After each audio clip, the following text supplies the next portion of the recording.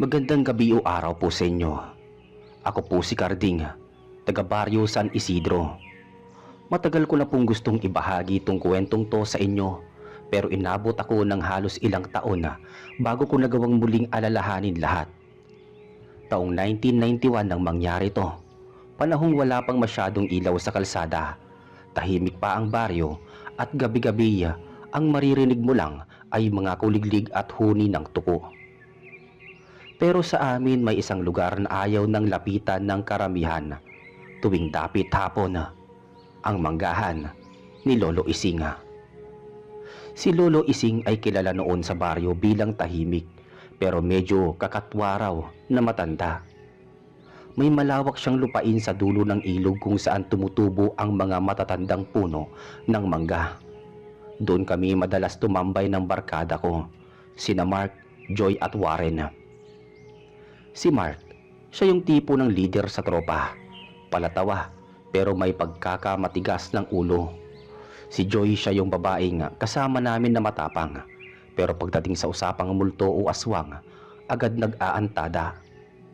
Si Warren naman medyo tahimik pero yung madalas unang makarinig ng mga kakaiba. At ako si Carding, ang pinakamatanda sa grupo. Ako rin ang pinakamalapit kay Lolo Ising. Isang gabi ng buwan ng Hunyo, napagtripan namin magtambay ulit sa manggahan. "Carding, tara na! Baka maunahan tayo ni Joy sa puno ng kalabaw," sabi ni Mark habang bitbit ang isang supot ng mani. "Ha? Di kayo na. Ako'y dadaan muna kay Lolo Ising. Baka gusto niya sumama," sagot ko naman. Pagdating ko sa bahay ni Lolo, medyo madilim na.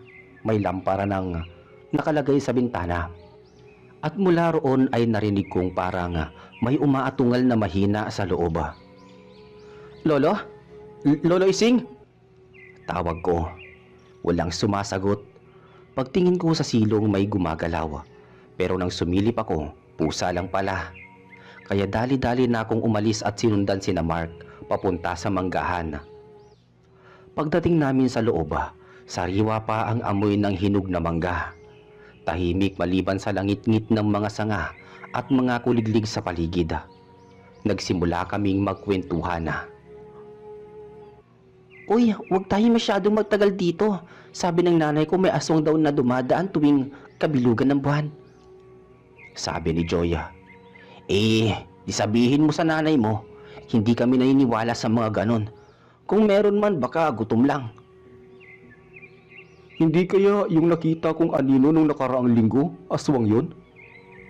sabi ni Warren. "Anino? Saan?" "Dito rin, sa may punong mangga ni Lolo Ising. Para may lumilipad na mabagal tapos nawala bigla." Tahimik kaming lahat sandali. Tanging hangin lang ang maririnig. Habang pinapakinggan ko sila, napansin kong tila may amoy nakakaiba sa paligid.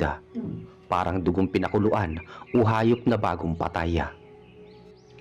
Biglang tumahimik si Mark. Tumingin siya sa kaliwa, sa banda ng malaking mangga. "May naririnig ba kayo?" mahinang tanong niya. "Wala ah." Parang may naglalakad sa taas ng puno." Tumayo ako, tinignan ko yung puno at doon ko nakita may aninong nakadapa sa may sanga. Mahaba ang buhok, parang babae pero sobrang payat. Nakalawit ang mga kamay. Bumaba ang lamig sa batok ko noon. Putsa Mark! Umuwi na tayo!" sigaw ni Joya, halos maiyak. Pero imbis na tumakbo, kinuha ni Mark ang flashlight niya at tinutok sa puno. Pagkailaw, wala. Puro dahon lang at sanga. Nagtawanan kami saglit para takpan ang kaba. Baka unggoy lang yun," sabi ni Mark. Pilit na pinapalakas ang loob namin. Pero habang naglalakad kami pauwi, ramdam kong may kasunod. Hindi ingay ng tao, parang mga yabag na malalambot at minsan may tunog na pagaspas sa hangin. Pagdating sa dulo ng manggahan, nagpasya kami maghiwa-hiwalay na. Si Joy at Warren sabay umuwi. Ako at si Mark ang huling naglakad palabas. Habang naglalakad kami sa madilim na daan, tinanong ko siya, "Pre, Seryoso ka ba kanina? May nakita ka rin? Tahimik lang siya sandali, tapos umiti ng pilit. Wala yun, Karding. Huwag mo nang pansinin. Bukas ulit ha, magdala tayo ng lambat. Sabi ni Lolo, marami paniki rito. Napatingin ako sa kanya. Paniki daw, pero sa isip ko, ang nakita kong anino hindi paniki. Kinabukasan bumalik ulit kami, pero may kakaibang nangyari. Wala si Mark. Sabi ni nanay niya, nilagnat daw buong gabi. At nang madaling araw, nawawala na. Nabalot ng takot ang baryo. Sabi ng matatanda, may aswang na namumugad sa manggahan. Nang araw ding yon, nakita namin si Lolo Isinga. Umiiyak sa may ilog. May kinuha na naman kagabi. At sa manggahan ko pa. Sabi niya. Tinignan ko si Warren at si Joya. Parehong namumutla. Alam naming may kinalaman to sa nangyari kagabi. At sa loob-loob ko, may kutob ako na kung sino ang aswang na yon. Oo nga po pala, hindi ko makakalimutan ang umagang yon. Mula nang mawala si Mark, parang biglang nagbago ang simoy ng hangin sa baryo namin. Tahimik ang mga tao, bihira na rin maglabasan kapag dapit hapon. Si Joy at Warren, halos araw-araw na lang dumadalo sa bahay namin. Nagtatanong kung may balita na kay Mark. Isang linggo na ang lumipas, pero walang nakakita sa kanya. May mga sabi-sabi na daw na kinuha raw siya ng aswang sa manggahan. Ang iba naman, sinisisi si Lolo Isinga. Baka daw si Lolo Ising ang may gawa, sabi ni Joy habang nakaupo kami sa may harap ng bahay. Matagal nang pinaghihinalaan yung dito. Dagdag pa niya. Hindi ako naniniwala. Mabait si Lolo. Palagi nagbibigay ng mangga sa mga bata. Hindi siya ganun. Sagot ko naman. Tahimik lang si Warren pero ramdam ko may gusto siyang sabihin. Karding, may nakita ako kagabi. Napatingin kami ni Joy sa kanya. Ano raw? May ilaw sa may manggahan. Maliit lang, parang lampara. Pero wala naman dapat tao dun, di ba? Akala ko si Lolo, pero nung lumapit ako nung kaunti, nawala bigla. Tapos may naamoy ako parang nasusunog na balahibo. Napatingin ako sa kanya at unti-unting bumigat ang dibdib ko. Kilala ko yung amoy na yun. Parehong-pareho sa naamoy namin nung gabi nga may aninong nakadapa sa may sanga. Kinagabihan, hindi ako mapakali. Naririnig ko mula sa labas ang alulong ng mga aso. Isa, dalawa, hanggang sa halos buong baryo nag-iingay. Ang sabi ng matatanda, kapag sabay-sabay ang tahol ng mga aso, may nilalang daw na hindi tao ang naglalakad. Lumabas ako, dala ang maliit na lampara. Tahimik ang paligid pero nang tanawin ko ang dako ng manggahan, napansin kong parang may kumikintab sa ilalim ng buwan. Parang mata. Lolo Ising? Mahina kong tawag habang lumalapit. Walang sumasagot pero may naririnig akong tunog, parang nilalamon na hayop. Nang malapit na ako, may nakita akong puting tela sa lupa. Damit ni Mark, may bahid ng dugo sa laylayan. Diyos ko! At doon ko narinig ang mahinang tinig, halos pabulong. Paglingon ko si Joy pala, halos mangiyak siya, humihingal. Karding, huwag ka nang lumapit. Nandito si Lolo Ising kanina. May dalang sako, may laman na gumagalaw. Ano? Sigurado ka ba? Oo, nakita ko mula sa ilog at may dugo sa may lapag. Gusto kong tumakbo pabalik sa bahay pero parang may humihila sa akin para tumingin muli sa dulo ng manggahan. Doon ko nakita si Lolo Ising, nakaupo sa ilalim ng punong mangga. Tahimik siya pero ang mukha niya ay parang may bakas ng dugo. May hawak siyang mangga, pulang-pula, parang galing sa dugo mismo. Lo? Tawag ko. Tumayo siya, dahan-dahan sabay ngiti. Karding, huwag ka na lumapit dito. Umalis na kayo. Bakit po? Tapos na ang gabi para sa inyo. Yung isa niyong kaibigan, huwag niyo nang hanapin. Kinabukasan pinuntahan namin ni Joy si Warren. para magtanong kung anong gagawin namin. Pero pagdating namin sa bahay nila, hindi siya nagbukas ng pinto. Pinatawag pa ni Joy ang nanay ni Warren pero sabi nito, "Wala rito si Warren kagabi pa. Akala ko nga kasama niyo." Nagkatinginan kami ni Joy. Dalawa na silang nawawala. Kinabukasan may mga pulis na pumunta sa manggahan. Wala silang nakita kundi mga basag na sanga, mga bakas ng paa at bahagyang amoy ng nasunog na laman. Tinawag ako ng isang tanod. Carden, ikaw ba yung madalas nakasama ni Mark? Opo. Kung ako sa inyo, huwag na muna kayong bumalik sa manggahan, lalo na't kabilugan ng buwan bukas. Nang gabing yon hindi ako mapalagay. Naisip ko si Joy, kaya pumunta ako sa bahay nila para tiyaking ligtas siya. Pagdating ko, nakabukas ang pinto. "Joy?" Tawag ko. Walang sumagot, kaya pumasok ako. Tahimik ang paligid, may lampara sa lamesa. Bigla kong narinig mula sa likod bahay ang kaluskos ng mga paa. Sumilip ako sa bintana at muntik na akong mapasigaw. Si Joy nakaupo sa ilalim ng puno ng saging at sa harap niya nakatayo si Warren. Pero may kakaiba kay Warren. Maputla, mapula ang mga mata at may dugo sa gilid ng bibig. Joy! Sigaw ko. Napalingon si Joy pero isang iglap lang. Tumakbo si Warren sa dilima, parang kidlat. Lumapit ako kay Joy, nanginginig siya. Karding, hindi ako nagkakamali. Si Warren, hindi na siya tao.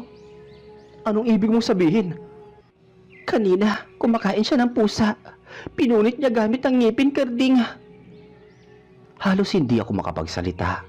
Parang bumaliktad ang sikmura ko sa takot. Puntahan natin si Lolo Ising, Joy. Baka siya ang makakatulong sa atin. Sumang-ayon siya at sabay kaming tumakbo patungo sa manggahan kahit gabi na. Pagdating namin doon, maliwanag ang buwan. Tahimik ang paligid, pero paglapit namin sa gitna, nakita naming may isang hukay, malalim, at may bagong tabon na lupa. At sa tabi nito, may lumang lampara ni Lolo Ising. Tinawag namin siya pero walang sumasagot, hanggang sa may narinig kaming ungol mula sa kabilang puno.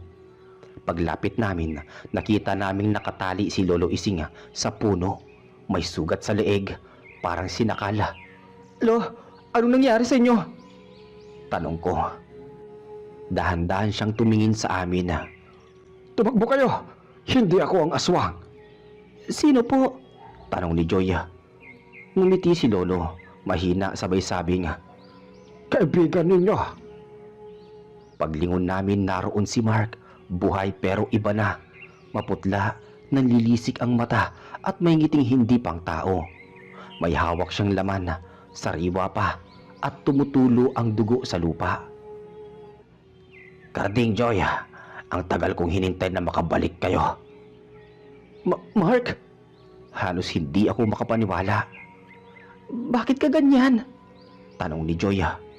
Hindi ko ginusto to. Sagot niya habang unti-unting lumalapit. Pero masarap, mas masarap pala ang laman ng tao kaysa mangga. Napasigaw si Joya. Tumakbo ako at hinila siya. Hinabol kami ni Mark hanggang sa dulo ng manggahan. Sa sobrang takot, naiwan namin ang lampara ni Lolo Ising, kaya puro dilim ang daan. Naririnig ko ang mga yapak ni Mark sa likod namin. Mabilis parang hayop. Joy, bilisan mo! Teka, ito na! Nadulas siya sa putikan.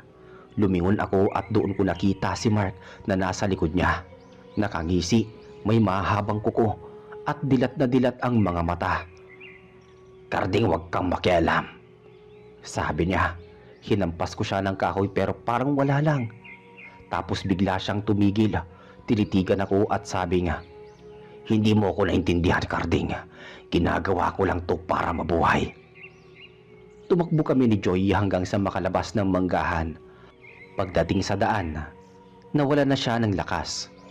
Huminto kami saglit sa tabi ng ilog habang umiiyak. Karding, kaibigan ko siya. Bakit naging ganun siya? Hindi ko rin alam. Pero alam kong Hindi na yun si Mark na nakikilala natin. Kinabukasan nagpunta ang mga pulis sa manggahan. Wala silang nakita ni bangkay ni Lolo Ising. Sabi ng iba, baka raw dinala ng mga aswang. Simula noon, wala na ring lumapit sa lugar na yon. At si Joy umalis ng baryo makalipas ang 2 linggo. Ako lang ang natira. Hanggang ngayon tuwing kabilugan ng buwan, may naririnig pa rin akong humuhuni mula sa manggahan. Parang boses ni Mark, tinatawag pa rin ako, pati ni Warren. At ang sabi nila, "Carding, kaibigan kita, di ba?" At doon ko naintindihan na hindi lahat ng kaibigan ay tao pa rin. Minsan, aswang na. Pagkatapos ng gabing yon, halos hindi na ako nakatulog. Tuwing kabilugan ng buwan, naiisip ko si Mark, ang huling nakita namin. Hindi na siya parang tao.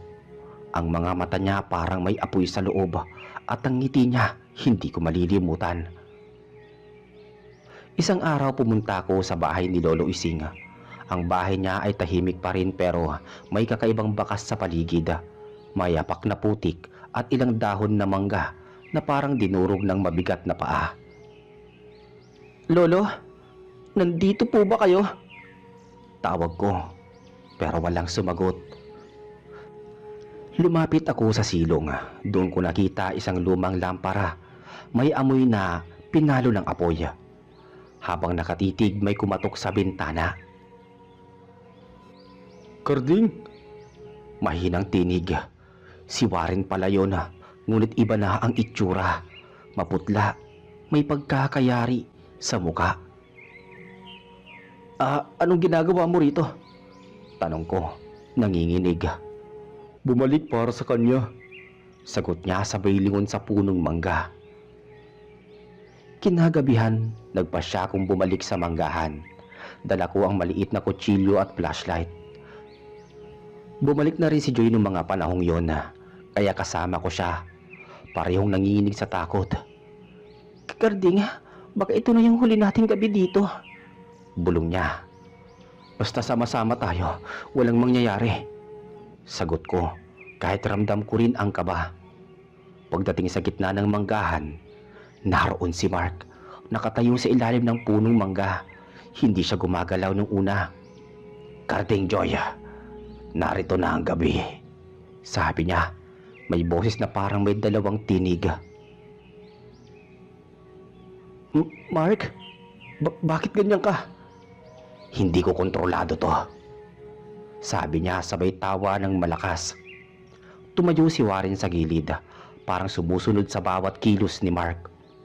"Carding, hindi mo maiiwasan," sabi ni Mark habang unti-unting lumalapit. Si Joy hawak ang kamay ko, halos di makagalaw sa takot. Baka pwede nating kausapin siya. Bulong ko kay Joy. Pero bago kami nakapagsalita, si Mark ay mabilis na umikot at may kumislap na liwanag mula sa mata niya.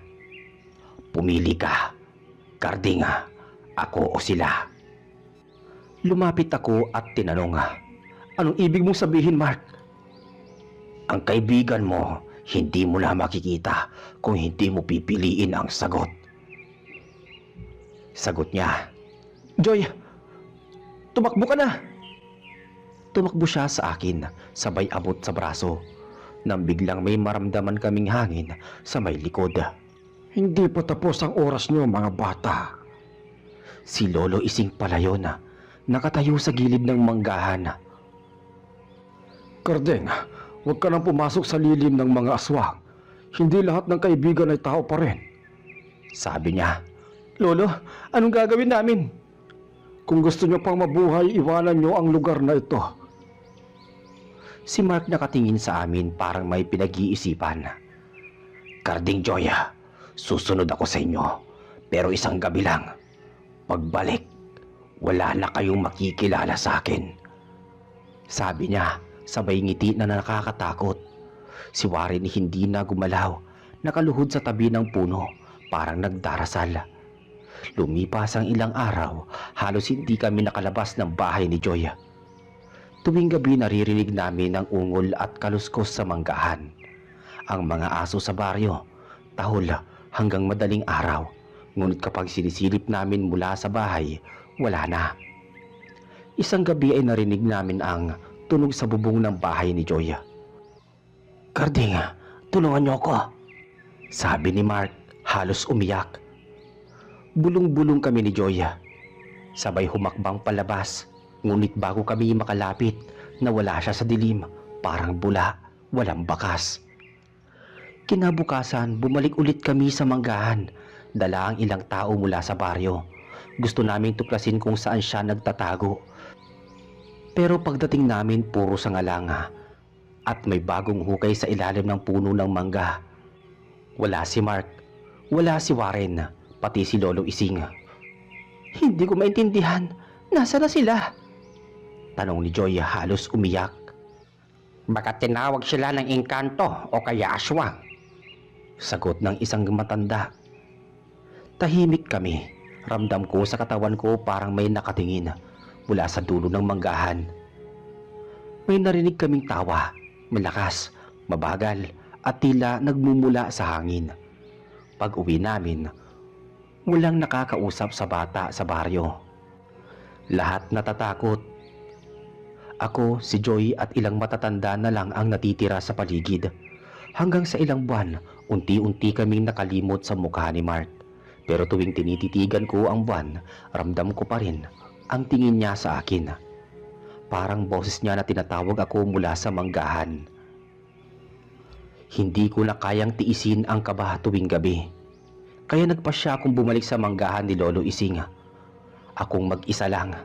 Si Joy ay nagpaalam na hindi siya makakasama. Karding, huwag kang magpapabaya ha. Sabi niya hawak ang kamay ko. Oo Joy, basta mag-iingat ka rin. Sagot ko naman. Pagdating ko sa gitna ng manggahan, tahimik ang paligid. Tanging dahon ng mangga ang gumugulong sa simoy ng hangin. Napansin kong may mga bakas sa putik, parang paakyat sa punong mangga. Hindi ito parang dati ah. Bulong ko sa aking sarili. Dahan-dahan akong lumapit sa puno. Biglang may kumislap sa liwanag ng buwan. Mata ni Mark, ngunit hindi tulad ng dati. Mas malaki, mas mapula at parang naglalagablab.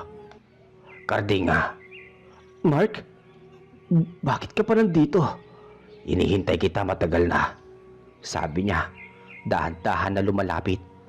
Habang papalapit siya, ramdam ko ang amoy ng dugo at matabang laman. Karding, gusto mo bang makita ang totoong anyo ko? Tanong niya. Hindi, wag na. Pero tumawa siya ng malakas at nakakatakot. Hindi mo maintindihan. Hindi ko iniiwasan ito. Isa na akong aswang. Bigla siyang lumundag pataas parang nililipad. Sabay pabulong na tinig. Kaibigan. Kaibigan mo pa rin ako, di ba? Kaibigan pero hindi ka na tao. Tumawa siya at unti-unting naglaho sa dilim. Parang bula. Lumapit ako sa lupa. Nakita ko ang pira-pirasong mga balahibo. Naalala ko si Warren. Naiwan sa tabi ng punong mangga nung nakaraang gabing yun. Tumingin ako sa paligid at may nakita kong gumalaw sa dilim. Si Warren. Pero ibang-iba na talaga. Karding, nandito na rin ako. Sabi niya. Ngunit may bahid ng halong sakit. Warren, anong nangyari sa'yo? Hindi ko rin alam, pero kailangan na nating makain ng natitira para mabuhay.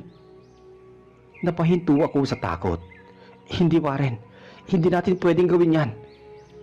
Karding, kaibigan, naiintindihan mo ba? Isa na tayong nilalang ng gabi. Kailangan natin ng laman. Hindi ko matatanggap to. Tumakbo siya sa akin. Mabilis parang kidlat. Pilit kong itinataboy siya gamit ang patpat pero parang hindi na siya natatamaan. Biglang may liwanag mula sa gilid. Si Joy pala, dala ang krus at bawang. Karding, tumakas tayo. Kung hindi pareho tayo mawawala. Sigaw niya. Nagulat si Warren at tumigil sandali. Si Mark nakatayo sa taas ng puno ng mangga. Nakangisi sabay tumatawa. Kaibigan, hindi mo maiiwasan ng gabi. Sabi niya. Tumakbo kami ni Joy palayo sa manggahan. Habang tumatakbo, naririnig namin ang ungol, kaluskos at mga yabag. Tila bumabalik sa bawat hakbang namin. Karding, parang sumusunod pa rin sila sa atin. Paglapit namin sa daan, may nakatambay na matanda. Umalis na kayo sa lugar na ito. Hindi ito para sa mga bata. Lolo, hindi po namin alam kung anong gagawin. Basta huwag kayong titingin pabalik. Huwag niyo silang sundan. Sabi niya. Tumango kami at dali-dali na lang tumakbo palayo. Kinabukasan, lumapit si Joy sa bahay ko. Karding, kailangan nating malaman kung bakit nangyayari to. Bakit naging aswang si Mark at Warren? Hindi ko alam, Joy, pero kailangan natin bumalik sa manggahan at magtanong kay Lolo Ising. Sabi ko. Tuwing umaga kasi hindi namin makita si Lolo Ising. Simula nung maging aswang, ang dalawa naming kaibigan. Ako'y natatakot, Karding, pero kailangan natin. Bulong niya. Pagkatapos ng ilang araw ng paghahanda, naglakad kami ni Joy pabalik sa manggahan ni Lolo Ising. Kasabay ang isang matandang babaylan ng baryo, si Aling Rosa. Mga bata, may lihim sa punong mangga. Isang sumpa at bawat hating gabi may kaibigan na nagbabago. Isa sa kanila ay hindi na tao. Sabi ni Aling Rosa. Huwag kayong lalapit ng huli ng buwan. Kapag nakita nyo na ang natitira lang sa mundo nyo ay ang takot. Dagdag pa niya. Lumapit kami sa punong mangga. Doon namin nakita ang bakas ni Mark at Warren. May mga bakas ng paa, dugo sa lupa at tila may ginagalaw sa ilalim ng putik.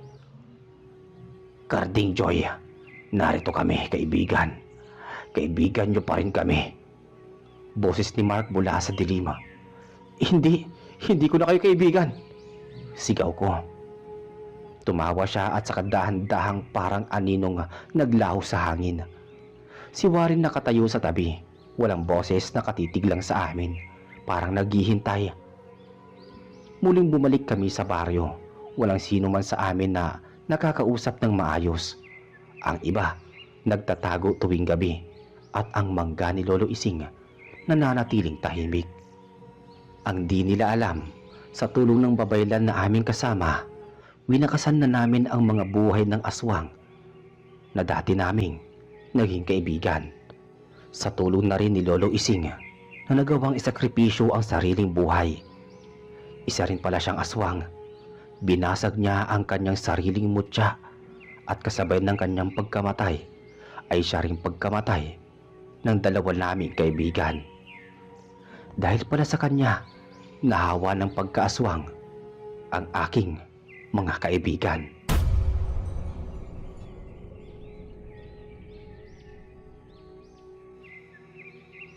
Magandang araw o gabi po sa inyo. Ako po si Nenay, taga Batangas, at gusto ko lang pong ibahagi sa inyo ang isang kwento na hanggang ngayon ay hindi ko makakalimutan. Taong 1991, dito mismo nangyari sa baryo namin sa gilid ng bundok. Isang tahimik na lugar pero kilala sa mga kwentong kababalaghan. Hindi po ako ang mismong nakaranas pero malapit po sa amin ang mga taong sangkot dito. Ang pinsan kong si Lusing, ang isa sa mga nakakita sa lahat, at ako mismo ang sumaksi sa huling bahagi ng nangyari. Noon pong panahong yon, simple lang ang buhay namin sa baryo. Lahat halos magsasaka at iilan lang ang may kakaibang trabaho. Isa sa kanila, si Mang Delfin. Kilala sa amin bilang albularyo. Hindi siya ordinaryong albularyo kasi bukod sa mga halamang gamot at orasyon, may mga bagay siyang ginagawa na parang labas sa normal. Tahimik siyang tao pero mabait at madalas siyang lapitan ng mga taga-baryo kapag may sakit o kapag may nararamdamang kakaiba sa bahay. Kasama niya sa bahay ang asawa niyang si Aling Trining at ang pamangkin nila, si Susan, na dalagang tahimik at masunurin. Isang gabi noon, may kakaibang nangyari. Habang naglalaba daw si Trining sa may poso, biglang lumiwanag ang langit.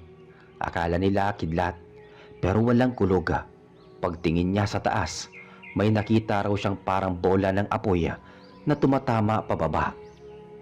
Galing sa langit yun, papunta sa bandang gubat. Delfin, Delfin! May bulalakaw! Sigaw ni Aling Trining habang natapo ng timba ng sabon. Lumabas si Mang Delfin bitbitang gasera. Saan banda? Tanong niya. Doon niya nakita ang sinasabi ng asawa. Isang malakas na liwanag na bumagsak sa may dulo ng bundok, malapit sa sapa. Baka eroplano! Sabi ni Trining, pero umiiling-iling si Delfin. Hindi. Ibang klaseng liwanag yon. Para siyang may buhay. Kinabukasan, maaga pa lang nagpasya si Mang Delfin na puntahan ang lugar kung saan bumagsak ang liwanag. Kasama niya si Lusing na kapitbahay nila at si Susan na pinilit sumama. Pagdating nila sa gubat, naamoy nila agad ang sunog, parang bakal na nalusaw. Amoy bakal, Mang Delfin! Sabi ni Lusing habang tinatakpan ng ilong. Oo nga, parang nasunog na lupa. Sagot ni Mang Delfin. Sa gitna ng damuhan may nakita silang bilog na hukay. Parang pinagbagsakan nga ng kung anong mabigat. Sa gitna noon may isang bato. Maliit lang, kasing laki ng kamao pero kakaiba. Kulay abuhin nga, may halong berde at asul. Nagniningning pa ito kahit tanghaling tapat. Ang ganda, Mang Delfin! Sabi ni Susan sabay abot ng kamay para hawakan. Wag mong gagalawin. Pero huli na, nahawakan na ni Susan ang bato. Pagkapit niya, parang biglang natulala ang dalaga. Ang mata niya ay napatingin sa malayo tapos ngumiti siya, pero hindi normal. Mainit. Pero parang may boses na nagsasalita. Nilapitan siya ni Mang Delfin at hinila ang kamay. Bitawan mo yan. Pagkabitiw ni Susan, sumirit ang dugo sa palad niya, parang tinusok ng maliliit na karayom. Dugo? Nakagat ka ba?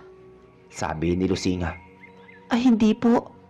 Sagot ni Susan pero bakas sa muka ang pagkailang. Dinala nila ang bato pa uwi kahit tutol si Lusinga. Baka masama yan, Mang Delfin. Baka may sumpayan. Sabi nito. Pero sabi ni Delfina, Hindi. Baka ito ang batong ginagamit ng mga diwata. Kapag maayos na inaral, baka may taglay na bisa. dahil likas na mausisa, inilagay ni Delfin ang bato sa isang garapon at nilagyan ng langis ng nyog.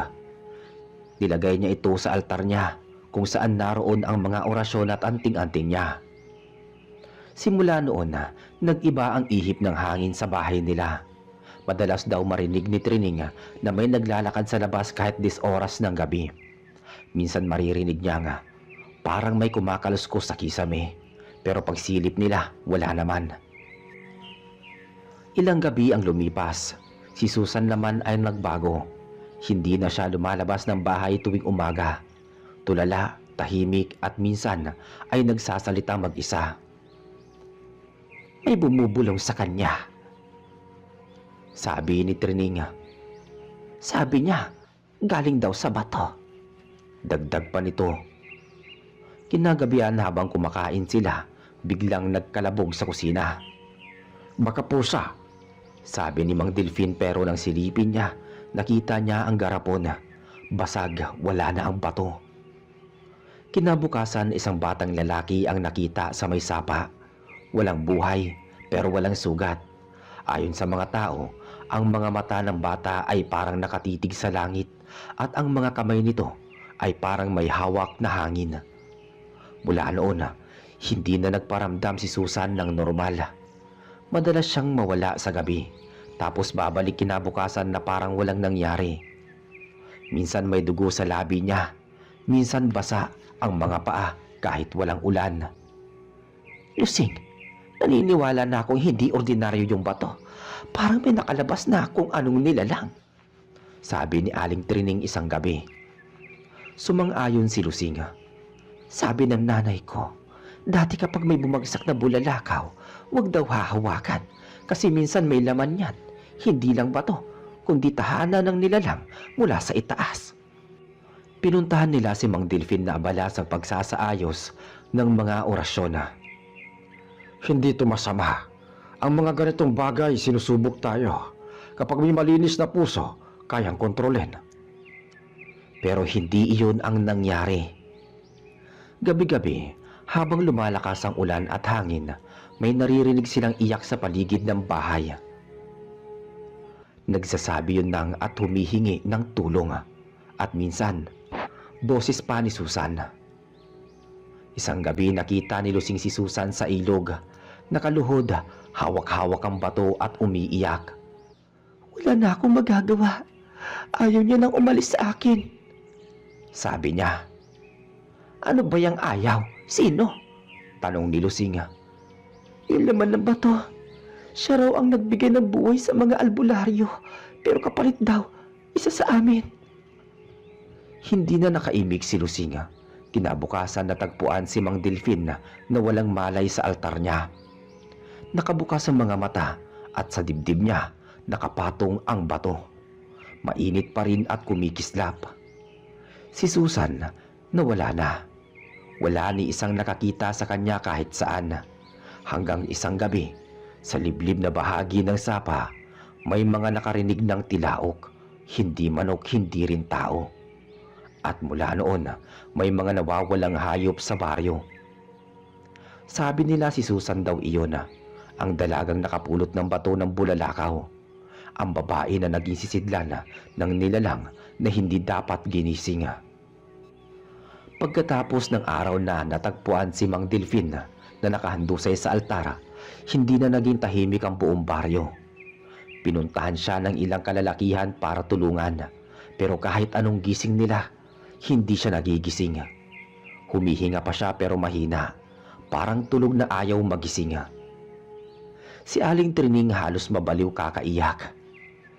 Lusing, anong gagawin ko? Hindi siya gumigising. Baka naman minulto siya ng bato. Kalma ka lang, Trining. Baka tinamaan lang na masamang hangin. Dalhin natin sa bahay ko. May alam akong orasyon ni nanay. Pinigbigyan ni Aling Trining pero habang binubuhat nila si Mang Delfin palabas ng bahay, narinig nilang parang may umuungol sa loob ng altar. Mahina lang nung una. Parang ihip ng hangin.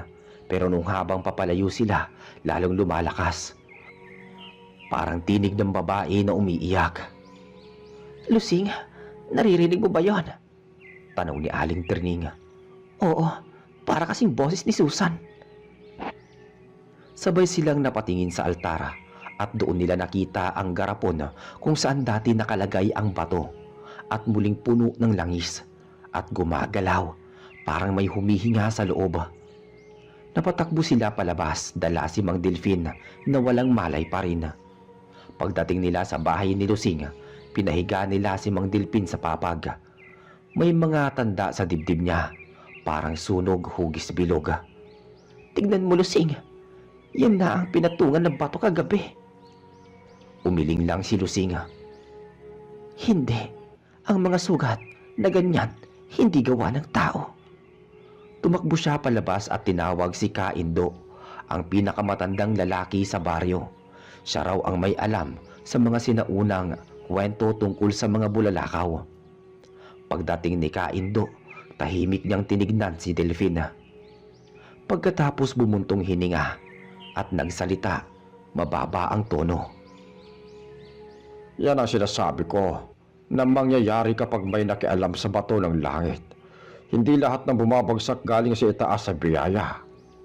Kaindo, bakit parang may masama talaga sa batong iyon? Ang asawa ko naman gusto lang pag-aralan yon. Umiling si Kaindo. Ang batong iyon, minsan ay sisidlan ng nilalang na matagal nang nakakulong. Kapag nahawakan ng taong may dugong sensitibo, sa kababalaghan katulad ni Susan, nagigising ito. At kapag nagising, hahanap siya ng katawan na matitirhan. Napayuko si Lusing. Kaya pala nagbago si Susan. Siya ang napili. Tumango si Kaindo. Ang masama, kapag tuluyang nagdikit ang kaluluwa nila, hindi mo na mapaghiwalay. At kung gising pa ang nilalang sa loob ng bato, mahihirapan tayong makuha si Susan pabalik. Kinagabihan, habang nakabantay sila kay Mang Delfin, napansin nilang gumalaw ang mga kamay nito. Gising na siya! Sigaw ni Trining sabay hawak sa kamay ng asawa. Pero pagdilat ni Mang Delfin, iba ang mga mata niya. Hindi na yung dating mata ng albularyo. Maitim ang mga gilid at kumikislap ng bahagyang asula. Nasaan ang bato? Mababa ang boses niyang tanong. Wala ni isang sumagot. Nasaan si Susan? Dagdag pa niya. Lumapit si Trining nanginginig. Delfin mahal, natagpuan ka namin sa altar walang malay. Hindi ako si Delfin. Wala na siya. Kinuha ko na siya. Ang katawan niya sa akin na. Diyos ko, anong ibig mong sabihin? Sigaw ni Trining sabay atras. Tumayo si Mang Delfin o kung sino man ang nasa loob ng katawan niya. Napatakbo si Lusing at hinila si Trining. Tara na, hindi na si Delfin yan. Pero bago pa sila makalabas, biglang pumutok ang lampara. Sobrang dilim. Ang huling narinig nila ay boses ni Mang Delfin na nagsalita ng mga salitang hindi nila naintindihan. Kinabukasan, nagising si Trining sa labas ng bahay. Nakahandusay sa lupa. Si Lusing nawawala. Tumakbo siya papunta sa baryo. Umiiyak, humihingi ng tulong. Pagbalik nila, wasak ang bahay ni Lusing at sa gitna ng sahig may mga marka ng paa. Parang hayop, matutulis ang kuko. Sa altar nakita nila si Mang Delfin. Patay na, pero nakangiti. At sa tabi ng bangkay niya, nakaluhod si Susan. Buhay pero nanlilisik ang mga mata. Lusing! Tawag ni Trining na mahina. Ikaw ba yan, Susan? Ngunit si Susan ngumiti lang. Hindi na ako si Susan. Bago pa siya makatakbo, biglang humigop ng hangin ang paligid. Lahat ng kandila sa altar ay sabay-sabay namatay. Pagdilat na Trining, wala na si Susan. Wala rin ang bangkay ni Delfin. Tanging naiwan ang bato ng bulalakaw nasa gitna ng sahig. Kumikislap na naman. Lumipas ang 2 araw walang natagpuan na bangkay ni Lusing. Ayon kay Kaindo, baka raw kinuha na rin ng nilalang ang kaluluwa nito bilang kapalit sa ginawang pagsuwaya. Pero hindi tumigil si Trining. Araw-araw bumabalik siya sa gubat, dala ang mga lumang orasyon ng asawa niya. Ang sabi niya, hanggat hindi ko nasisira ang batong iyon, hindi matatapos to. Isang gabi ng Agosto, bumalik ng mag-isa sa lugar kung saan unang bumagsak ang bulalakaw. Tahimik ang paligid, tanging tunog ng mga kuliglig at hangin ang maririnig. Sa gitna ng dilim, may nakita siyang liwanag, kulay asul, na pumipintig. Yan ka na naman. Isasauli kita kung saan ka galing. Bulong ni Trining, sabay lapit. Pero bago pa niya mahawakan, may boses na sumagot na pamilyar. Napatigil si Trining. Boses ni Susan yun. Paglingon niya, anduroon nga itong si Susan. Pero hindi na siya mukhang tao. Maputla, mahaba ang kuko, at ang balat niya ay parang may mga guhit ng liwanag na asula. Balik ka na sa amin. Hindi ikaw yan. Nililinlang ka lang ng demonyo. Sabi ni Aling Trining. Ngumiti si Susan pero ang ngiti ay parang halimaw. Hindi ako nililinlang. Ako na ngayon ang tagapangalaga ng bato. Sabi niya. Biglang lumiwanag ang paligid. Ang lupa ay umalog at mula sa ilalim ng hukay may sumingaw na usok. Sa gitna noon, isang anino ang bumangon, mataas, payat at walang muka. Tinakpan ni Trining ang muka niya, sabay sigaw ng mga orasyon ni Mang Delfin. Sa ngalan ng Diyos, sa apoy ng langit, isumpa ka. Ngunit bago pa niya matapos, lumipad ang bato, papunta kay Susan at sa isang iglap at kisap mata nawala silang dalawa. Simula noon walang nakakita kay Susan. Sabi ng matatanda, tuwing buwan ng Hulyo kapag malinaw ang langit at may nakikitang bulalakaw, may maririnig daw na iyak sa bundok. At kung minsan may batang nakikita sa sapa, nakatitig sa langit, parang may kausap. Sabi nila, iyon daw ang kaluluwa ni Susan, o baka siya na mismo ang nilalang ng bulalakaw, naghihintay ng panibagong sisidlan. Kinabukasan, maagang-maaga pa lang, ay naglakad si Kaindo papunta sa bahay ni na Aling Terning. May dala siyang mga tuyong dahon ng sampalok at puting kandila. Habang naglalakad, napansin niyang walang katao-tao sa kalsada. Maging mga aso tahimik, walang tahol, walang tunog ng manok, parang patay ang buong baryo. Pagdating niya sa bahay, sarado ang pinto. Treneng, Lusing, ako to, si Kaindo. Walang sumagot. Pinihit niya ang siradura. Bukas ito. Pumasok siya. Ang loob ay nagkalat, parang may nagpambuno. May mga bakas ng paso sa sahig at sa padera. Tila may nasunog na langis. Sa gitna ng mesa, naroon ang isang maliit na piraso ng bato. Itim na parang abo pero kumikintab kapag tinamaan ng liwanag.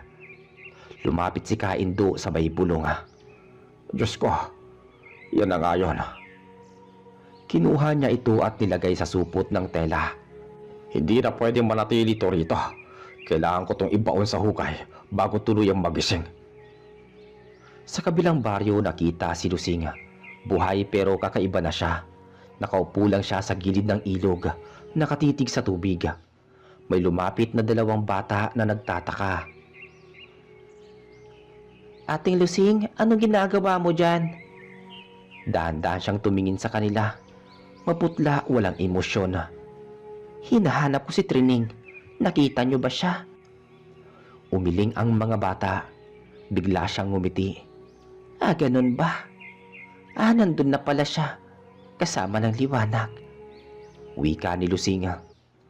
Bago pa makapagsalita ang mga bata, tumalon siya sa ilog. Tumakbo sila pa uwi, sumisigaw. Pagdating ng mga matatanda, hinanap nila si Lusing pero hindi na siya lumutang.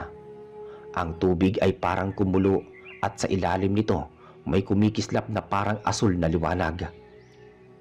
Nang marinig ni Kaindo ang balita, napasugod siya.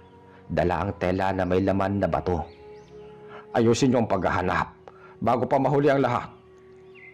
Pero habang pinapababa nila ang lambat, biglang nag-iba ang kulay ng tubig. Mula sa malinaw naging maitim. Umalingasaw ang amoy ng nasusunog na langis. Napasigaw ang isa. Kaindo, may umaahon! At doon nila nakita si Lusing, pero hindi na siya tao. Maputi ang buhok, nangingitim ang mga ugat sa muka. At ang mga mata niya ay asul na parang bato. Dahan-dahan siyang umahon sa pampang, bitbit ang katawan ni Trining. Nawala ng malay. Lumapit si Kaindo. Lusing, anong ginagawa mo? Ngumiti si Lusing. Kinuha ko siya pabalik, pero may kapalit. Ang nilalang sa bato, gusto ng bagong sisidlan. Hinugot ni Kaindo ang rosaryo sa bulsa at tinutok sa kanya. Lumayas ka sa katawan ng tao. Sa ngalan ng Panginoon, isinusumpa kita. Ngunit ngumiti lamang si Lusing at sabay bumulong ng mga salitang hindi nila maunawaan. Biglang nagsimulang gumalaw ang tubig ng ilog. May mga bula at may lumitaw na mga kamay na kulay itim. Humihila pababa sa mga paa ng mga lalaki. Sigawan, iyakan sila. Si Kaindo ay sumigaw. Itapon niyo ang bato. Ibalik sa lupa. Agad niyang hinugot ang supot at ibinato ito sa gitna ng ilog. Pagbagsak, nagliwanag ang paligid. May sumabog na asul na liwanag at sabay nawala ang mga kamay sa tubig. Nahulog si Lusing, walang malay, at si Trining ay huminga muli. Pagkaraan ng ilang oras, dinala nila sa bahay si Trining at si Lusing. Si Trining ay mahina pero gising. Kaindo, nasaan si Susan? Tahimik si Kaindo. Hindi ko alam. Pero ang bato na ibalik na natin. Baka kasama na siya ron. Tumulo ang luha ni Aling Trining. Gusto ko lang sana siyang mailigtas. Ang mga kagaya ng bato ng bulalakaw ay hindi dapat ginalaw. Kapag napulot mo, ibalik mo kung saan mo ito nakuha. Dahil bawat isa niyan may kaluluwang nakakulong. Sabi ni Kaindo. Lumipas ang 3 buwan. Akala ng lahat tapos na ang kababalaghan. Pero isang gabi ng Nobyembre, may dumaan na matanda na lalaki. May dalang bote ng langis at may mga halamang gamot. Huminto siya sa harap ng bahay ni Aling Trining. Magandang gabi po sa inyo. Ako po si Mang Dilpen. Albularyo mula sa kabilang bayan. Napatigil si Aling Trining. Anong pangalan mo ulit? Ngumiti ito. Mang Delphin, may naghahanap po kasi sa akin. Sabi kailangan daw ng manggagamot dito. Pero, patay ka na. Napatras si Trininga. Tumawa lang ang matandang lalaki. Patay? Hindi ako namatay. Kinuha lang ako saglit ng liwanag. Sa likod niya may nakatayo. Isang dalagita, nakaputing bestida, nakayuko. Siya si Susan. Sabi ng matandang nagpakilalang si Mang Delfina. Pumalik siya para ayusin ang lahat. Dahan-dahan niyang tinaas ang ulo ng dalagita. Ang mga mata nito ay kumikislap ng bughaw. Hindi pa tapos ang kasunduan. Sabi ni Susan, sabay ngiti. Kinabukasan natagpuan ng mga tao ang bahay ni Trining na sarado mula sa loob. Walang tugon kahit anong katok. Nang sirain nila ang pinto, wala silang natatnan kundi ang amoy ng langis at abo.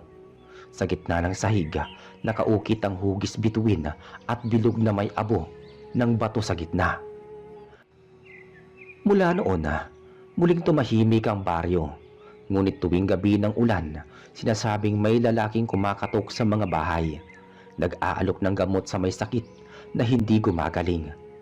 Kapag tinatanggap mo, bigla kang lalagnatin at mawawala kinabukasan. At sa bubong ng bahay mo, may matatagpo ang abo na kumikislap kapag tinatamaan ng liwanag. Sabi ng matatanda, yun daw ang bato ng bulalakaw na muling naghahanap ng sisidlan. At ang nagdadala nito, ang albularyong si Delfina na hindi na tao.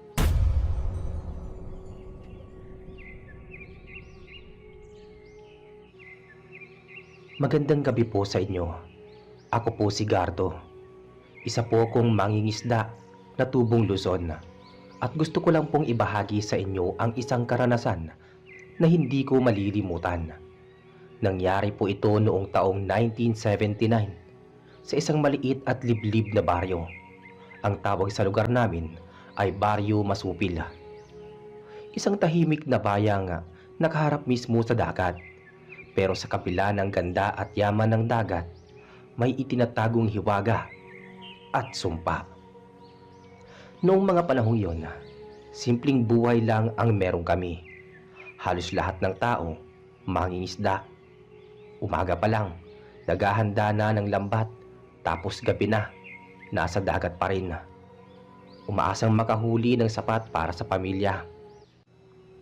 Isa sa mga kakilala ko noon sina Marian at ang asawa niyang si Carlos. Meron din silang matalik na kaibigan na si Edward at pinsan ni Marian na si Carla na madalas ding tumutulong sa kanila sa paghahanda ng mga huli sa isda. Mabubuting tao sila pero isang gabi nagbago ang lahat.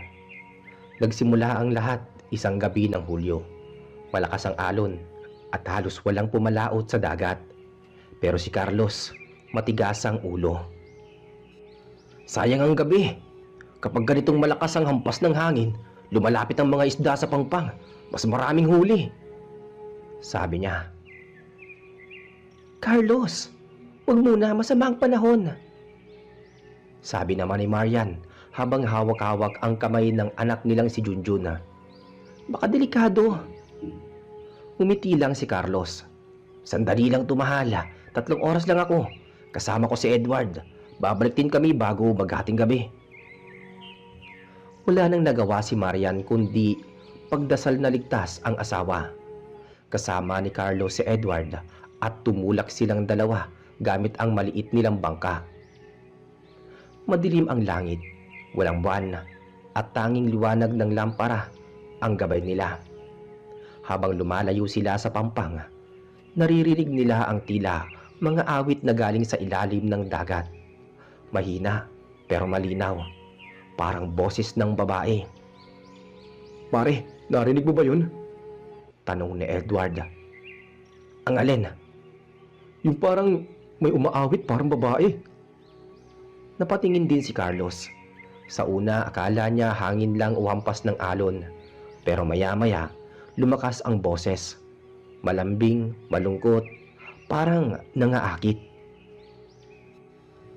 Nagkatinginan silang dalawa. Baka sirena pare. Biro ni Edward, pero halata sa boses ang kaba. Huwag kang magbiro ng ganyan. Huwag mong pansinin yan. Sagot ni Carlos, sabay hagis ng lambat. Lumipas ang ilang sandali, napansin nilang biglang gumanda ang huli nila. Sunod-sunod ang malalaking isda, hindi pangkaraniwan. Ayos to pare! Sigaw ni Carlos. Bihira tong ganito ah! Dagdag pa niya. Ngunit biglang lumakas ang hangin. Umalon ng malaki, tila may humila sa ilalim ng bangka. Pare, may humahatak! Sigaw ni Edward.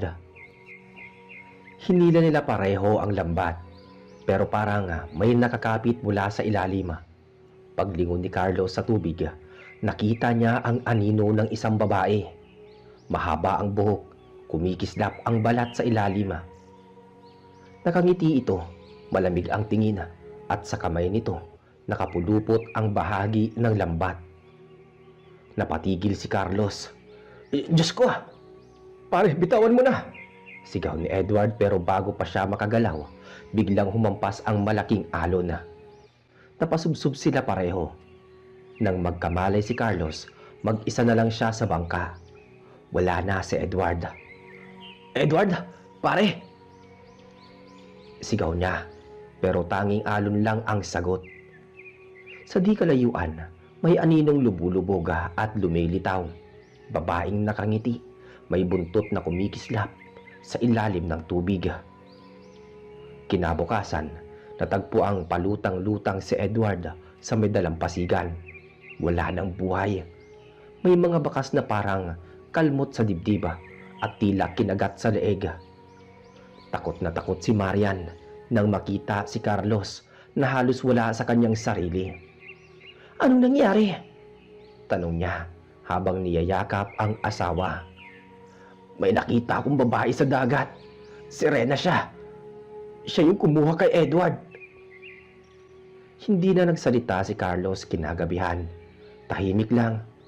Pero kinabukasan muli, napansin ni Marian na parang nag-iba ang ugali ng asawa. Hindi na ito natatakot sa dagat kahit malakas ang hangin. Lagi rin itong nawawala sa gabi at pag-uwi may dalang maraming isda. Minsan pati mga huling hindi pangkaraniwan. Malalaki, mamahalin, na para bang galing sa ibang lugar. Ang dami mong huli, Carlos. Bihira tong ganito ah. Sabi niya. Umiti ng bahagya si Carlos. Biyaya ng dagat. Ngunit napansin ni Marian tuwing makakakita si Carlos ng tubig sa may balde, poso o kahit ulan. Laging napapatitig ito. Parang may tinig na naririnig. Lumipas ang mga linggo at unti-unting gumanda ang buhay nila. Nakatayo na ang bagong bahay, may bagong bangka at pati mga gamit, puro bago. Pero sa kabila ng lahat, ramdam ni Marian na may mali. Tuwing gabi naririnig niyang bumabangon si Carlos at lumalabas. Minsan sinusundan niya ito hanggang dalampasigan. Isang gabi nasundan niya hanggang sa may batuhan at doon nakita niya si Carlos nakatayo sa tabi ng dagat at sa harap nito may babaeng nakalubog sa tubig hanggang bewang. Mahaba ang buhok, kumikislap sa ilaw ng buwan. Si Marian halos hindi makahinga. Ang babae ay isang sirena. Carlos? Mahina niyang tawag pero hindi siya napansin. Narinig niya ang boses ng sirena, malamig at parang may lambing. Ang pangako mo, huwag mong kalilimutan. Biyaya, kapalit ng isang buhay. Tapos na. Kinuha mo na si Edward, di ba? Sabi ni Carlos. Ngumiti ang sirena. Hindi lang siya ang kapalit. Bawat biyayang ipinibigay ko, may kabayaran. Handa ka na ba? Sabi ng sirena. Napatigil si Marian. Nanginginig ang tuhod. Bago pa siya makagalaw, biglang lumingon ang sirena. Tila alam nitong may nakamasida. Ang mga mata nito ay kumislap sa dilima. Tumalon si Marian pabalik. Tumakbo pa uwi habang humahalo sa hangin ang tinig ng sirena. Isang awitin ng panganib. Simula noon, nagsimula ang sunod-sunod na trahedya sa baryo. Kada buwan, may nawawalang tao. Bata, matanda, babae, lalaki. Lahat pawang malapit sa dagat. At tuwing may nawawala, si Carlos ay laging wala sa bahay. Carlos, ano bang ginagawa mo tuwing gabi? Tanong ni Marian minsan. Nanginginig ang boses. Tinutulungan ko lang ang dagat para patuloy tayong biyayaan. Sagot niya, malamig ang tono. Biyaya o sumpa? Ibalik mo kung ano mang kasunduan yan. Sabi ni Marian. Tumahimik si Carlos pero ang mga mata nito ay tila iba na. Paputla, malamig, parang wala ng kaluluwa. Habang lumalalim ang gabi, naramdaman ni Marian ang kakaibang lamig sa paligid. Dumating si Carla at si Gardo. Dala ang lampara. Marian, narinig naming may nangyaring kakaiba sa Pampang. May bangkay na naman daw. Tumakbo silang tatlo. Pagdating nila, nakita nila ang katawan ng isang batang babae. Nakahandusay sa buhanginan. May mga bakas ng kalmot sa dibdib at leeg. Sa tabi nito, may mga bakas ng paa. Kay Kuya Carlos ba to? Bulong ni Carla. Hindi to maganda. Dagdag pa niya. Hindi na siyang dating siya. May humahawak sa kanya. Sabi naman ni Marian. Pagkatapos naming makita ang bangkay ng batang babae sa Pampang, halos hindi makapagsalita si Marian. Nakaupo siya sa buhangin, yakap-yakap ang sarili. Nanginginig sa takot si Carla naman, umiiyak, habang pinupunasan ng panyo ang dugo sa noo ng bata. Ako si Gardo. Hindi ko alam kung ano ang mararamdaman ko noon. Parang bumigat ang hangin sa paligid. Tahimik ang dagat pero ramdam mo nga, may buhay ito. Parang nakamasid. Lumapit si Marian sa katawan ng bata. Anak ng kapitbahay namin si Lisa. Kagabi lang, naglalaro dito malapit sa dalampasigan. Diyos ko. Nilapitan ko si Marian. Kailangan natin tawagin ang mga tanod. Hindi na to normal, Marian. Hindi lang to basta nangyayari. May kapalit bawat biyayang galing sa sirena. Alam ko na ngayon. Sabi niya habang nakatingin sa dagat. Pagbalik namin sa baryo, halos lahat ng tao nagkagulo. Si Kapitan Tomas ang pumunta mismo sa Pampang. Lahat nagdadasal pero halata ang takot sa mukha nila. May ilan nang nagbabalak lumipat ng ibang baryo. Gardo, baka may kinalaman si Kuya Carlos dito. Narinig mo rin ba kanina? Di ba? Yung mga bakas ng paa, pareho sa tsinelas niya. Sabi ni Carla habang naglalakad kami pa uwi. Alam kong mahirap paniwalaan, pero kung totoo ngang may kasunduan siya sa Serena, baka hindi na siyang dating Carlos. Pagdating namin sa bahay nila Marian, madilim ang paligid. Tahimik pero sa loob ng bahay, may aninong gumagalaw. Maingat namin binuksan ang pinto. Nakita namin si Carlos. Nakaupo sa gilid ng papag. Nakatingin sa dingding. Basang-basa ang damit niya. At sa paanan niya, may nakakalat na mga alon ng buhangin at mga butil ng asina. Carlos, saan ka galing? Mahina ang boses ni Marian na nagtanong. Tumingin si Carlos pero parang walang nakikita. May dinala akong huli. Tignan niyo sa labas. Lumabas kami ni Carla. Nasa gilid ng bahay, may malaking lambat. Puno ng isda. Hindi galing dito tong mga isdang to ah. Wala namang ganitong uri sa dagat natin. Sabi ko. Narinig namin si Marian mula sa loob. Carlos, anong ginagawa mo sa sarili mo? Hanggang kailan ka ganyan? Sabi niya. Tahimik si Carlos. Biglang tumayo, tumingin sa kanya. Ginagawa ko to para sa atin. Para hindi na tayo maghirap. Gusto mo nang maginhawang buhay, di ba? Eto na yun. Pero may kabayaran. Buhay ng mga tao kapalit ng yaman mo. Sigaw ni Marian. Hindi ko pinipili kung sino. Basta may kukunin siya. Kailangan niyang may kapalit. Hindi ko kayang labagin yon. Sabi din ni Carlos. Tumulo ang luha ni Marian. Wala kang kaluluwa, Carlos. Umalis siya sa bahay, humahagulgol. Sinundan siya ni Carla. Naiwan akong nakatayo sa may pintuan. Nakatingin kay Carlos na parang wala nang saysay ang buhay. Umupo siya sa papag. Kinuha ang isa sa mga isda at dahan-dahang nilagay sa timba.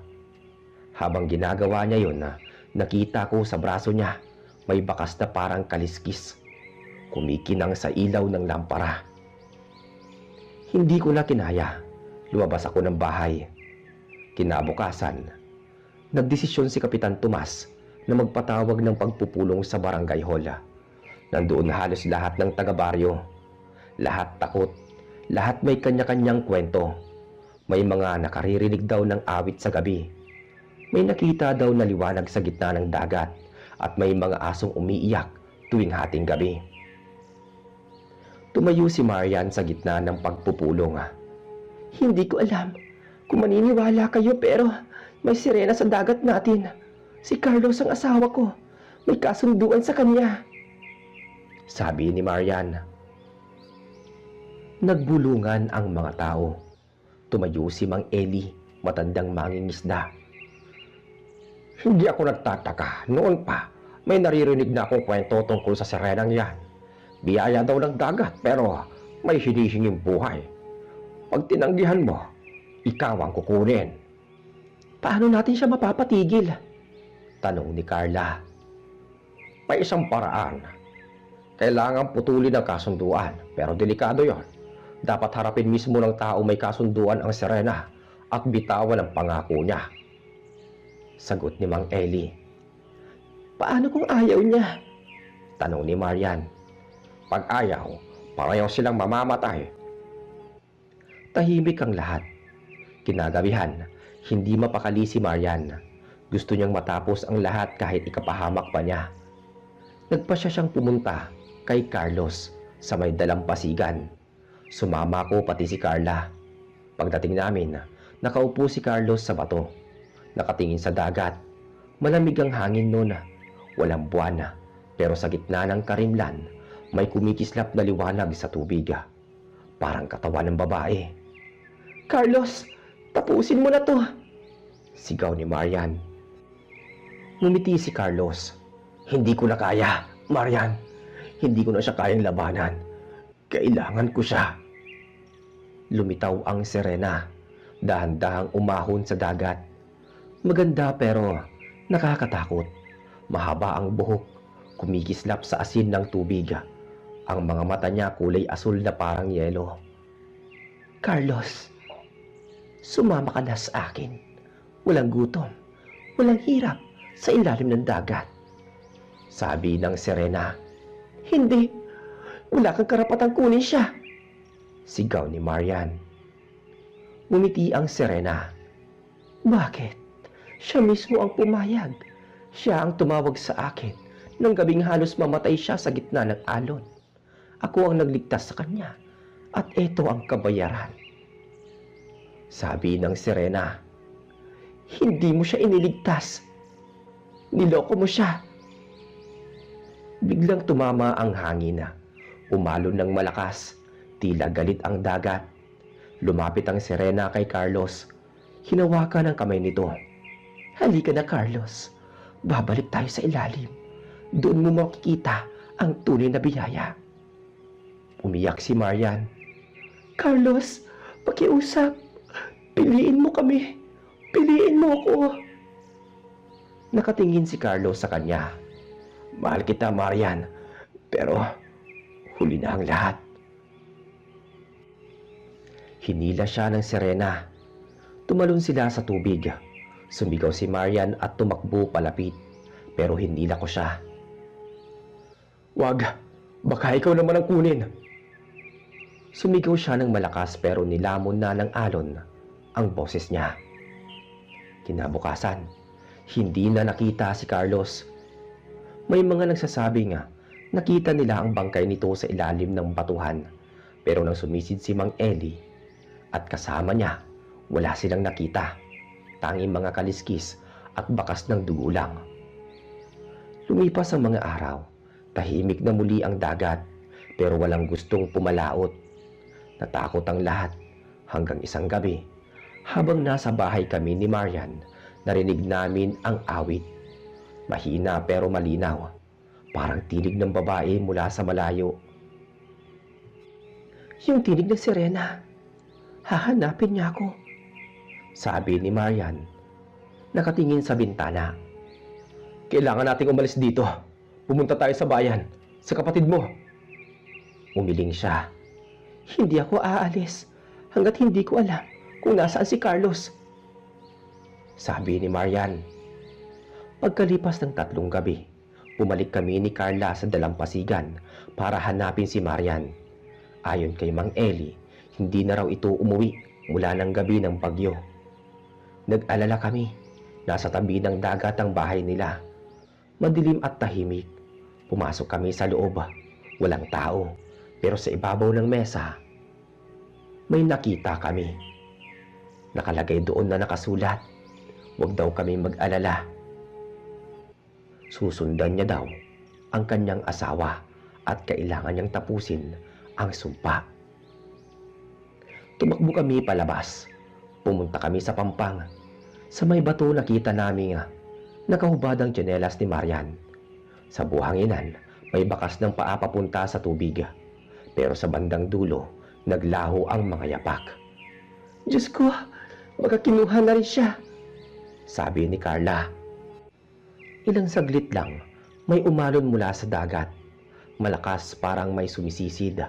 Sa ibabaw naman ng tubig, sandaling lumitaw ang 2 anino.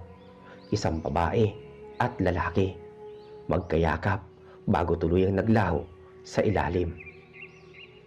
Mula noon, walang nakakita kina Carlos at Marian. Pero gabi-gabi, sa baryo, may naririnig pa ring awit mula sa dagat. At tuwing may umaawit, siguradong kinabukasan, may mababalitang nawawala. Sabi ng mga matatanda, biyaya raw ng dagat yun. Pero alam namin hindi na biyaya yun. Sumpa na. Lumipas ang ilang linggo matapos mawala si Marian at Carlos. Tahimik ang baryo, pero ang takot ng mga tao lalo lang tumindi. Wala nang gustong pumalahot sa dagat. Ang mga bangka iniwan sa buhanginan. Ang mga lambat pinatuyo sa bakuran at hindi na ginamit. Tuwing dapit hapon, lahat ng tao nagkukulong sa bahay. Ang mga bata hindi na pinapayagang maglaro sa tabing dagat. Ako naman, halos gabi-gabi hindi makatulog. Lalo kapag bumubuhos ang ulan at humahampas ang hangin mula sa laot. Kasi sa gitna ng kulog, naririnig ko pa rin ang awit. Yung tinig ng babae, parang si Marian. Minsan hindi, minsan malambing, minsan galit. Minsan tinatawag ang pangalan ko. Isang gabi, habang umuulan ng mahina, kumatok si Carla sa pintuan ng bahay ko. Gardo, tulungan mo ko. May naririnig akong boses mula sa dagat. Binuksan ko kagad ang pinto. Basa siya ng ulan.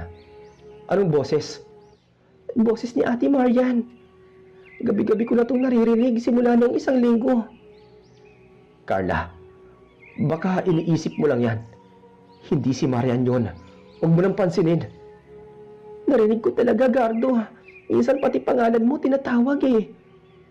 Sabi niya, Gardo, tulungan mo kami. Ganon. Hindi to gulo-gulo. Tumigil ako sandali. Ang lamig ng hangin, may halong alat. Parang may amoy ng dagat kahit malayo pa kami sa Pampanga. Kung ganon, puntahan natin ngayon. Sabi ko. Ngayon? Gabi na, delikado. Gulat niyang sagot. Mas delikado kung maghihintay pa tayo. Baka kailangan talaga nila ng tulong. Dagdag ko pa. Lumabas kami ni Carla.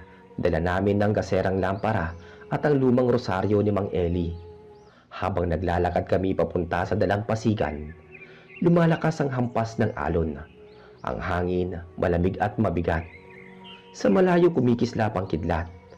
At sandaling sumilip ang dagat na parang naglalaro ang mga anino sa ibabaw. Paglapit namin sa Pampanga, tumigil kami pareho. May liwanag sa may gitna ng tubig. Parang apoy na sumasayaw sa ibabaw ng alon. Gardo, yun yung sinasabi ko. Lagi yung lumilitaw kapag naririnig ko ang boses ni ate. Tumingin ako sa kanya. Handa ka na ba? Tumango siya. Dahan-dahan kaming lumapit. Pagsapit namin sa may bato kung saan huling nakita sina Carlos at Marian, narinig naming muli ang boses. Mahina pero malinaw. Gardo, Carla. Pareho kaming napatigil nang marinig yun. Ang boses galing mismo sa ilalim ng dagat. Lumingon si Carla sa akin. Lumapit pa siya. Halos abutin ng tubig ang mga paa niya. Ate Marian, ikaw ba yan? Hindi ako aalis kung nariyan ka. Magpakita ka. Sabi ni Carla. Sumunod na saglit, may malakas na hampas ng alon. Natumba si Carla. Muntik ng matangay pero nahawakan ko siya kaagad. Carla, huwag kang lalapit. Biglang may lumitaw sa tubig. Anino ng babae. Mahaba ang buhok. Kumikislap sa ilaw ng kidlat. Pero nang makita ko ng malinaw, hindi na yun si Marian. Ang balat niya maputla, halos kulay abo. At sa mata niya, may kumikislap na asula. Ang kalahati ng katawan niya, parang isda. Sa kamay niya may hawak na lambat na parang ginto. Serena, bulong ko. Ngumiti ito. Bumalik kayo. Naghihintay siya sa ilalim. Sabi ng Serena, sabay turo sa ilalim ng dagat. Carla, takbo! Sigaw ko pero bago siya makagalaw, umikot ang tubig sa paligid namin. Parang may umiikot na pwersa mula sa ilalim. Hinila ko siya papalayo. Halos madulas kami sa mga bato pero nakatakbo rin pabalik sa may buhanginan. Paglingon ko wala na ang Serena. Tahimik na uli ang dagat. Parang walang nangyari. Pero sa lupa, naiwan ang lambat. Yung lambat na hawak ng Serena kanina. Kumikinang, mabigat, at amoy asina. Gardo, yan ang lambat ni Kuya Carlos. Sabi ni Carla. Tinignan ko yun. Parehong-pareho nga. May mga lumang tali na gawa sa abaka at may punit sa gilid. Hindi pwedeng totoo to. Ito yung lambat na lumubog kasama nila. Sabi ko. Kinabukasan dinala namin ang lambat kay Mang Eli. Pagkakita pa lang niya, agad niyang tinakpan ang bibig. Sumpa, yan ang lambat na ginamit ni Carlos noong gabi. Kinuha ng Serena si Edward. Dapat yan sinusunog noon pa. Pero paano to nakabalik? Tanong ni Carla. Tandayan na hindi pa tapos ang kasunduan. Habang buhay ang lambat, buhay din ang kasunduan. Kailangan natin sunugin yan ngayong gabi. Gabi ng Biyernes, nagtipon kaming 4 sa dalampasigan. Ako, si Carla, si Mang Eli, at ang anak niyang si Nardo. Dala namin ang tuyong kahoy at langis. Sa gitna ng bilog, Inilagay namin ang lambat. Sa paligid nagsindi kami ng kandila at nagdasala. Habang sinusunog namin ang lambat, may naririnig kaming alingaw-ngaw mula sa dagat. Isang awitin na pamilyar. Boses ng babae, galit at malungkot. Biglang lumakas ang hangin at ang apoy nagliyab ng mas mataas. Tuloy lang kayo sa dasal. Sigaw ni Mang Eli. Niyakap ni Carla ang rosaryo. Ate, kung nandiriyan ka, patawarin mo kami. Sumabog ang apoy. Nasilaw kami. Nang tumigil ang hangin, abo na ang natira. Tahimik ang paligid. Akala namin tapos na pero sa gitna ng abo, naiwan ang isang maliit na perlas na kumikislap. Kinuha ko yun pero biglang uminit sa palad ko. Napasigaw ako sa sakit at pagtingin ko, may bakas ng kaliskis sa balat ng kamay ko. Sandali lang bago naglaho. Anong ibig sabihin ito? Tanong ni Carla. Tanda yan na hindi pa rin tapos ang sumpa. Ang sirena hindi basta-basta pumipitaw. Sagot ni Mang Eli. Kinabukasan, nagising ako sa kaluskos sa labas. Pagsilip ko, si Carla yon, nakatingin sa dagat. Hindi ako makatulog. Nararamdaman kong malapit siya. Kung sino man yan, huwag mo nang pansinin. Sabi ko sa kanya. Hindi mo naiintindihan, Gardo. Parang may parte sa akin na tinatawag ang dagat. Parang gusto kong sumunod. Huwag mo nang isipin yan. Ayoko mawala ka rin. Gardo, tignan mo. Sa malayo, may mga aninong lumitawa. Parang mga isda, pero sobrang laki. May isa mukhang tao at mula sa gitna ng alon umangat ang isang bagay. Bangka, luma at sira-sira. Ang bangka ni Carlos. Napatakbo kami. Dumapo ang bangka sa buhangin. Walang tao sa loob pero may nakasulat sa gilid ng kahoy. Parang ukit ang nakasulat. Gardo, ano to? Hindi ko alam. Sagot ko. Pero alam ko, may babala yun. Simula noon gabi-gabi na namang may nawawala. Una, isang batang lalaki mula sa kabilang sityo. Sumunod, mag-asawang mangingisda na lumabas daw para maghanap ng pugita. Pagkatapos, mismong si Nardo, anak ni Mang Eli. Iniwan lang daw niya ang tatay niya saglit para kumuha ng tubig, pero hindi na nakabalik. Sa pampang natagpuan nila ang mga yapak papunta sa dagat. Si Mang Eli halos mabaliw. Sabi ko na nga ba, hindi pa tapos ang sumpa. Pero, sinunog natin ang lambat, di ba? May bahagi pa ng lambat na hindi natupok. Baka nasa ilalim ng dagat. Baka hawak pa rin ang sirena. Ilang araw kaming walang tulog. Lahat ng bahay sa baryo naglagay ng asin sa bintana, bawang sa pintuan at krus sa pinto. Pero kahit ganun, gabi-gabi naririnig pa rin ang awit. Minsan may kumakatok, minsan may humahampas sa padera. Pero pag sumilip ka, wala naman. Hanggang isang gabi, biglang tumahimik ang dagat. Walang hangin, walang alon. Ang mga aso tahimik.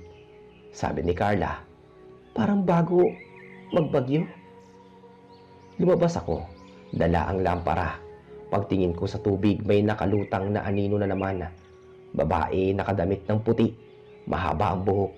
Akala ko multo, pero nang lumapit, nakita ko ang muka. Si Marian. Marian? Ngumiti siya. Gardo? Diyos ko, buhay ka! Hindi na. Pero hindi rin ako patay. Hinawakan niya ako. Ang alin ng sirena, hinawakan ka? Tumango siya. Kailangan mo akong tulungan. Bitawan mo ang perlas. Ibabalik ko siya. Anong ibig mong sabihin? Tanggalin mo ang sumpa. Ibabalik ko ang lahat pero kapalit ako. Hindi pwede. Hindi mo kailangan magsakripisyo. Wala lang iba. Sabihin mo kay Carla, Huwag na siyang bumalik dito. Bago pa ako makasagot, hinila siya ng alon. Lumubog siya sa ilalim. Naiwan ako sa buhangin, nanginginig. Sa kamay ko biglang kumislap ulit ang perlas, pero ngayon, kulay pula na. Kinabukasan, nakita kong nag-iba ang dagat. Hindi na maitim at malalim. Maliwanag na, parang normal.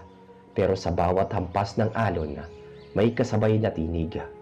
Tinig ni Marian, kumakanta ng huling awitin. Simula noon huminto na ang mga pagkawala. Tahimik na ulit ang baryo. Bumalik na sa pangingisda ang mga tao. Pero walang lumalapit sa bahagi ng dagat kung saan nawala sina Marian at Carlos. Si Carla, lumipat na sa Maynila. Si Mang Eli, lumipat makalipas ang 1 taon. Ako na nanatili rito. Araw-araw tinitignan ko ang dagat at sa bawat agos, parang naririnig ko pa rin ang huling salita ni Marian na nagsasabing ang biyaya ng dagat may kapalit.